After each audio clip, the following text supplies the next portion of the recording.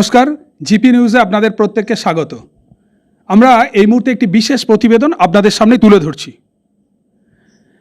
পশ্চিমবঙ্গে বর্তমান সরকার গোটা রাজ্য জুড়ে যথেচ্ছভাবে যে সমস্ত অবৈধ মদ, গাঁজা, চরস বা বিভিন্ন ধরনের মাদক দ্রব্যের ঠেক বসে সেগুলোতে অভিযান চালাবে।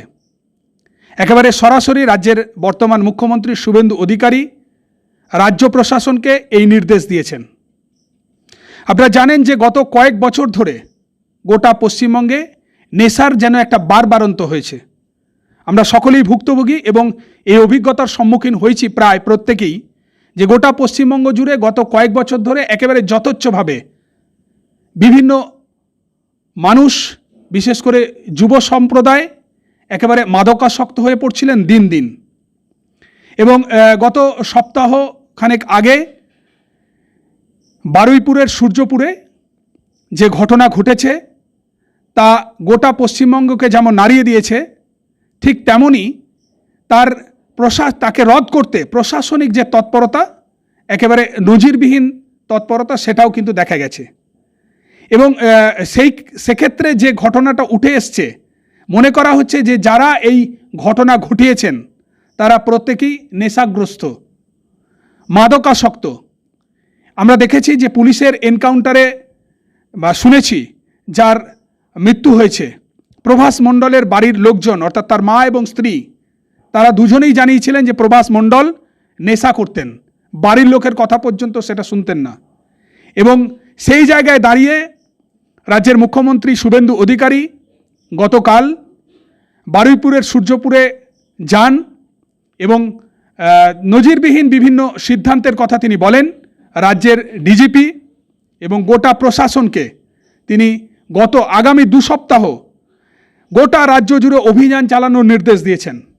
এবং যে সমস্ত আমরা আশা করছি যে এর দ্বারা যে সমস্ত অবৈধ মদ, গাঁজা, চরস বা বিভিন্ন মাদক দ্রব্যের ঠেক বসে সেগুলো এবার বিলুপ্তি হবে।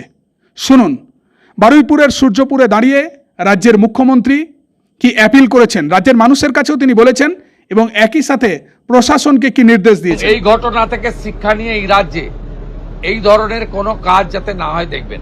আমি আপনাদের মাধ্যমে গোটা রাজ্যের মানুষকে একটা আপিল করব। কার্য আর কারণ আছে। যে কার্য হয়েছে হিনিয়াস ক্রাইম, এর পিছনে আমি মনে করেছি বেআইনি মদের ঠেক, বেআইনি গাঁজা, চরস, মাদক, এটা একটা বড় কারণ। আপনারা পুলিশকে ইনফর্ম করুন। গোটা রাজ্য জুড়ে ডিজিপিকে বলবো আগামী 2 সপ্তাহ স্পেশাল ড্রাইভ দিন। ব্যাটালিয়নে থাকা লোকজন, আমাদের যেখানে পুলিশরা ডাইরেক্ট কাজে নেই, নর্মাল থানা ওয়ার্ক অনেক বেশি থাকে, তাদেরকে বিশেষ অভিযানে লাগান। সিওদেরকেও এক একটা জেলা দিন। কমপ্লিটলি গোটা রাজ্যে যত বেআইনি মদের ঠেক, যত গাঁজা, চরস, বর্ডারে তো ধরছেন আপনারা, বেঙ্গল এসটিএফ তো rail station, bus stand recce করে ধরছে, প্রতিদিনই ধরছে।